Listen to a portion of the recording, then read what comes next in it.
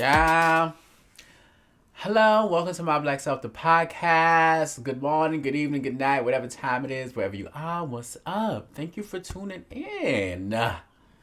Today we have a very special guest, Peaches. I'm doing something a little different. I'm doing a podcast on the floor because I put this rug over here and I put this little table chair situation over here that I bought for my cat like a year ago, or no, but yes, a year ago. And she didn't want to use it until I put something on it. So she's been sitting on it. So I can no longer use that for my own well being. Right, Peach? Right, boo boo? So, yeah, so I'm on the floor and I find this to be zen. Being on the floor is zen for me. Not just because we as adults do things on the floor. You know? Not just because certain people like laying on their backs. But this is because I have fun on the floor. Like, remember when we was kids back in the day, we would lay on the floor, the legs be up, be on your back, feet be on the windowsill, and just that type of fun. And yesterday is when I changed my room around and I did this, and I sat here, I put my my meditation music on, and I sat here for a good couple minutes just to like breathe, because I'm very big on my breathing, and I be telling y'all, we don't practice breathing, and I did that whole healing episode with Jerry, and we were talking about how people don't breathe, so I learned some new breathing exercises, so I did some of those yesterday. And I just sat here and I just took it all in and realized that, life is not going to be the same always. Change is going to come. You got to put your best foot forward. So this is why I am on the floor. There's a little setup behind me. You can't really see it, but what's behind me is a couple books. Tina Turner, the grief book that I was reading, that I still did not finish because I stopped reading it. I'll finish it soon. I probably got about 100 pages left. I need to finish that damn book. This white thing here is the glove that I used, or that I wore the day my sister, not the day she passed, but the day of her funeral, because I want to be a pallbearer also. So that is the glove they give you during the services. And there's also a rose. And then there's a rose from my younger sister's wedding as well. That purple sparkly mask is the mask I wore the day of my sister's service as well. And the candle is what I like every now and again. And then the little funeral book is there as well. Hers, my grandmother's, and there's a few other family members listed under that. Am I the only one that keep the not the obituary, but the funeral form? What is that damn thing called? I don't remember what it's called, but it's there. And then of course I have my lovely hookah here as well. My cat been trying to go over here this whole time. So for those of you who are listening, I'm on the floor, on a rug, next to my bed. My hookah is also on the floor on a rug next to my bed as well. If you're listening, you definitely should watch on YouTube at My Black Self.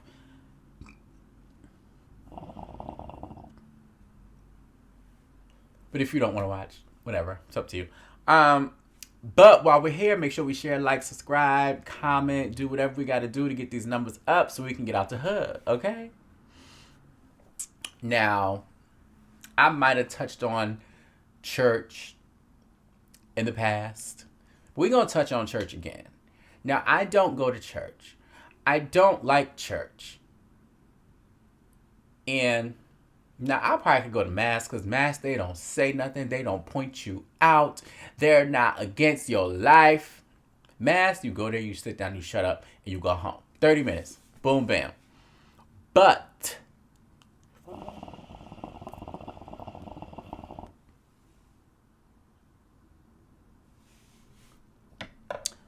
some of these black churches, I only want to talk about I'm only talking about the church because the church is talking about us. And not necessarily us, but at the queer community, the church always got something to say. Why do y'all feel it necessary to always speak on the queer community? Church folks, the black church specifically. I was in a church a couple weeks ago. I don't know if I told y'all this, but during the service, somehow we ended up talking about, I was at a funeral. Somehow we ended up talking about sinners. What the hell does that have to do with the homegoing service that is happening right now? Why are we pointing out sinners and trying to turn people over to God right now? I get it, but why right now? Right? Why are we doing that right now? When the main sinners is the one that's going to church. The main sinners are the ones that are trying to call the sinners out. So stop.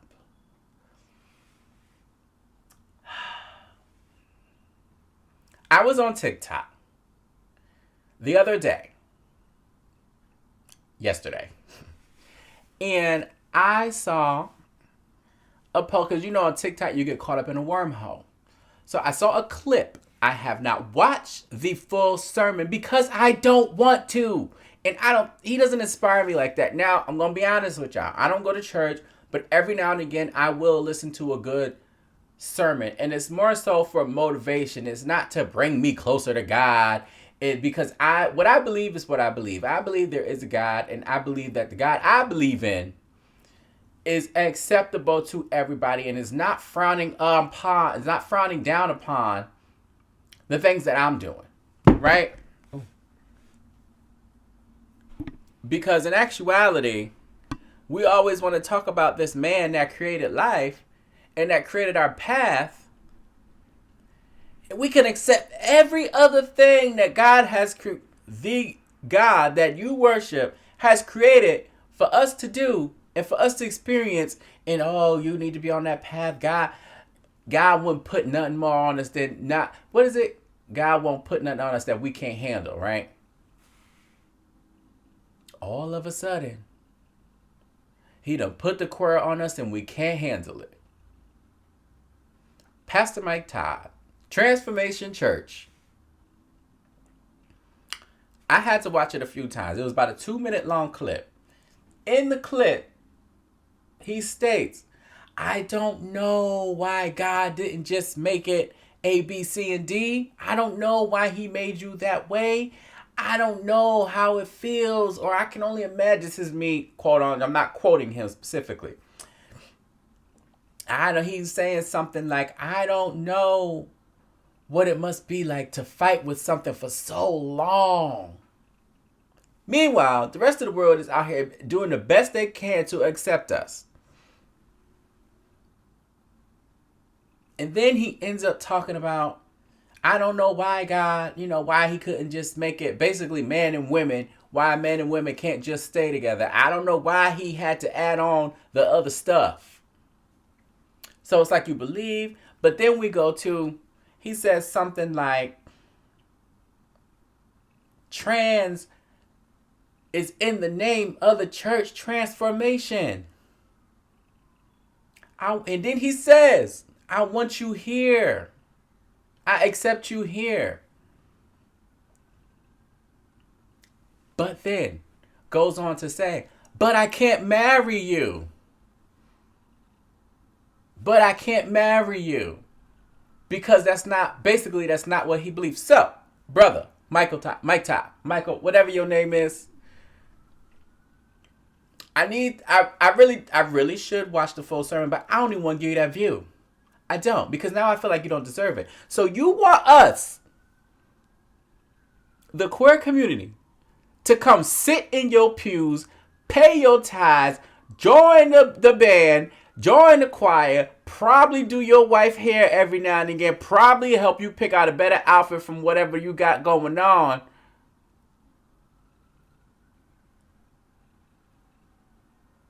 You want us for our services. You want us to come worship with you. You want us to come respect you. And you want us to come accept you 100%.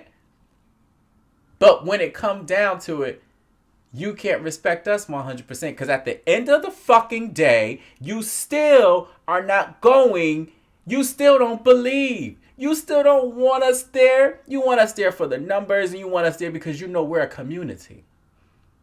We are come one, come all. That is how the queer community operates. So you want us to sit up in your church, listen to you, and then listen to you diss us at the same time. I love you, but I can't marry you because it goes against what the word says.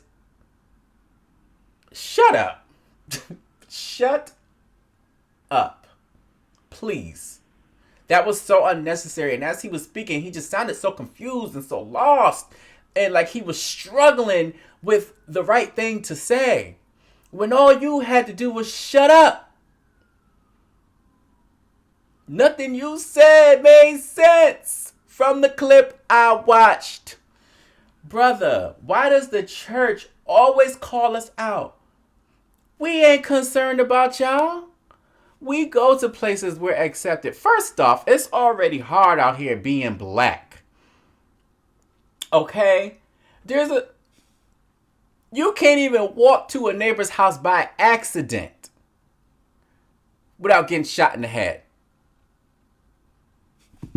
I keep dropping this damn thing.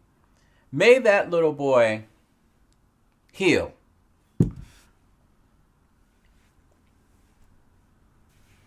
But we as black people can't even do that. But you are concerned with us. You don't know how it feels to come out of the closet and be your best self and be black at the same time. You don't know what it is to be your best queer self and be black at the same time. We don't want your acceptance. Correct me if I'm wrong, but the queer community, I don't think we are not begging for your acceptance. We stopped churching a long time ago. You know, shout out to the gay churches and all of that out there. Shout out to y'all. But we stopped going to those churches that want to call the sinners out for what they do in their bed and who they decide to love. For me, if you was a true man of God, you wouldn't have said none of that. You would just accept people for who they are and do what it do. So tell me, why can't you marry trans people? Or queer? Why can't you marry queer people? I would like to know. It would be really nice for you to tell us why. Maybe I should watch the rest of the clip. I'm not. If it's in there, somebody let me know. Then maybe I'll go back and find it. But, brother, you didn't have to say that. Black brother man, I don't like coming for the people, but the church just needs to shut up. Stop talking about us. We're not concerned about the church. So leave us be. We're not fighting out here looking for the Lord. We know. We believe. We know what's going on. We know what's up. We don't need you to tell us that. We don't need to sit in your church for you to tell us that. So stop calling us out. Please. Do not send for us unless we send for you. Nobody sent for you because the church is known for, maybe laundering money or doing little weird things with money. The pastor probably cheating or he could be gay. There's a lot of things that we can talk about here that the church does. But we just stopped because we don't care. But y'all keep coming for our blood. Please stop. I should have put this closer. Peaches, do you feel me?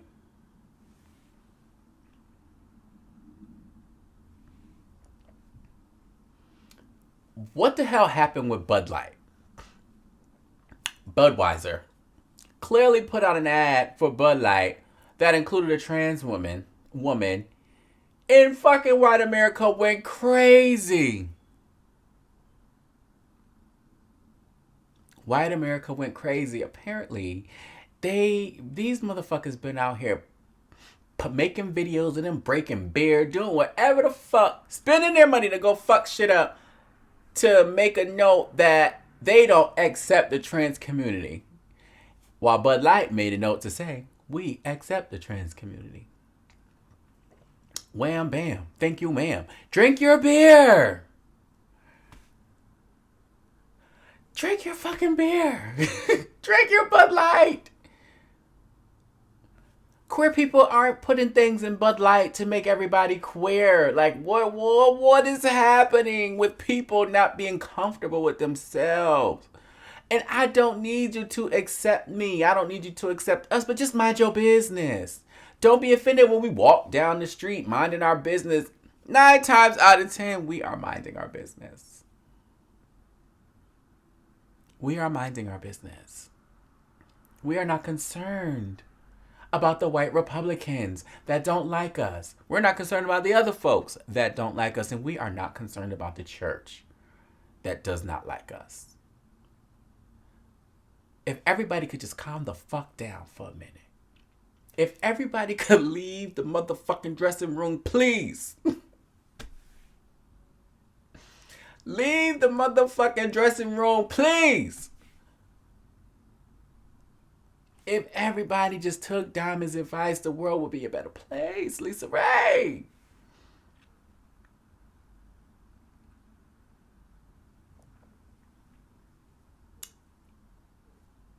I needed to get that off my chest.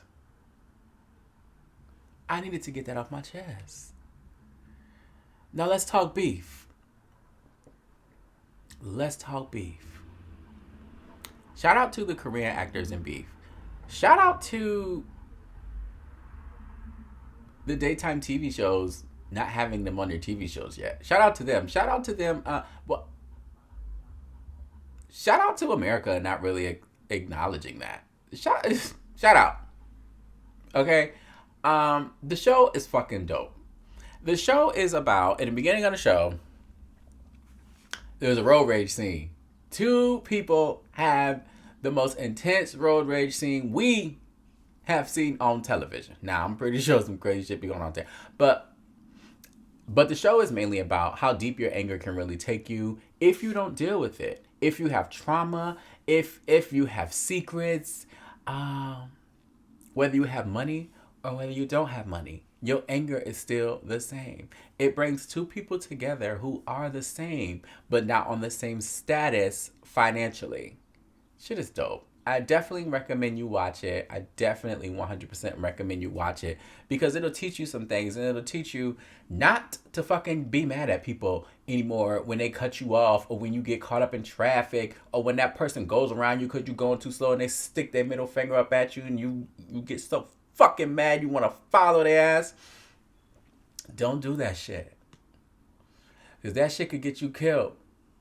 That shit could fuck your life up. I don't recommend.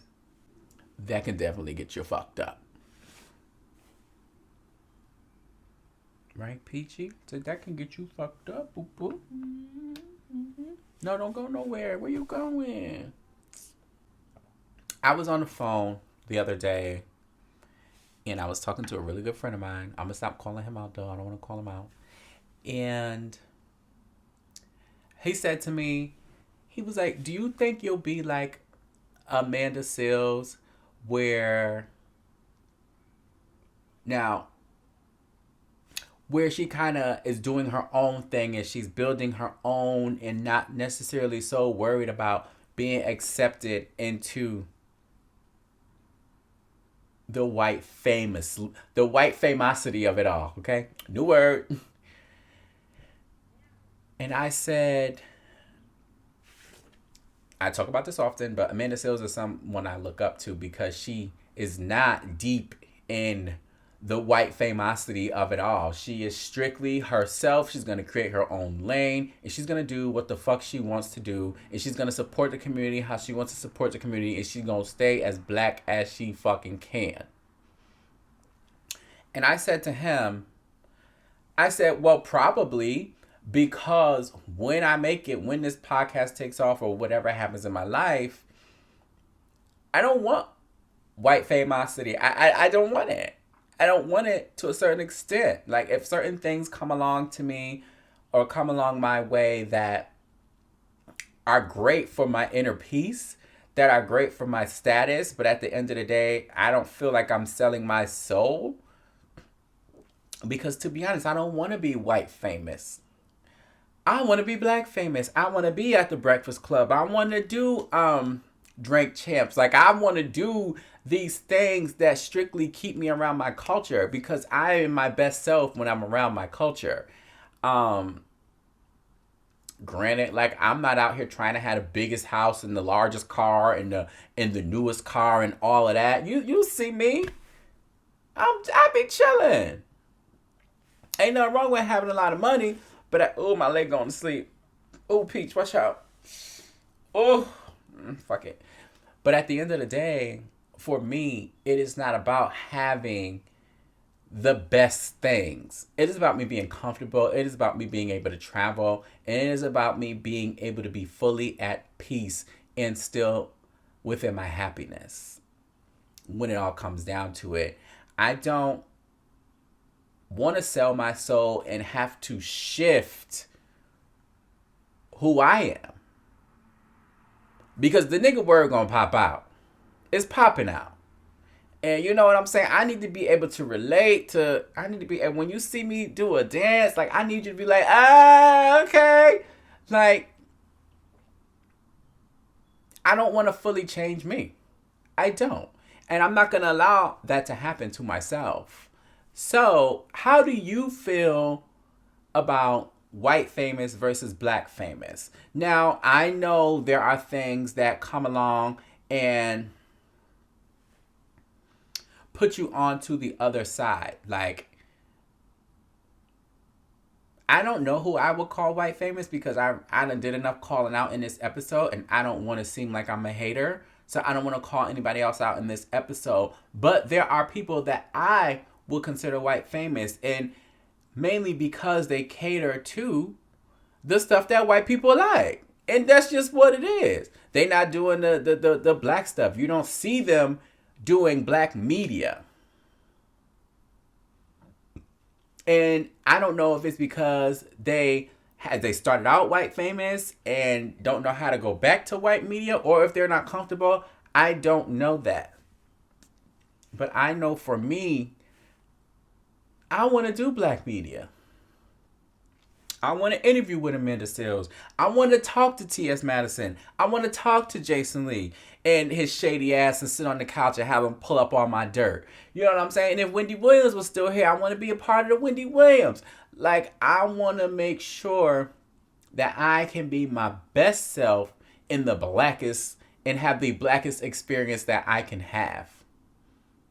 Period. Period. I want to be my best self and have the blackest experience that I can have. Because for so long, white supremacy has been trying to hold me back. You know, I've been working for the man. And somehow Uncle Sam always gonna get his share. But at the end of the day, I'm fine with my community. I'm fine with being around my community. And that just is what it is. Everything ain't for everybody. And Jill Scott said it best.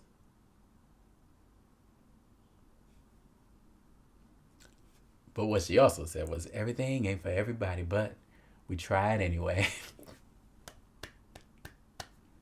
You know, I want to be able to go, Hercules, Hercules, and you understand that. I want you to be able to understand that. I do. So how do you feel about white famous versus black famous, and what do you think that is? I think I done got everything off my chest this evening. I pray for y'all because I believe in a God that accepts us all. I believe in a God that allows us, that accepts us all and doesn't care who we marry because he already laid this out for us. Our path is our path. You can't take certain things out and say God didn't want that, but then say he created this whole life. He already know what we're going to do. You can't do that. You cannot do that. So please stop. The black church. Please stop. Stop calling us out. Don't send for us unless we send for you. Period. Thank you for joining. Thank you for tuning in. Thank you for listening. Thank you for watching My Black Self, the podcast. Peaches, turn this shit off. Turn this shit off. I'm going to let you hit the button, girl. Now, don't get mad at me because you know you're a little cranky. Hit the button, Bo. Say bye. Say bye.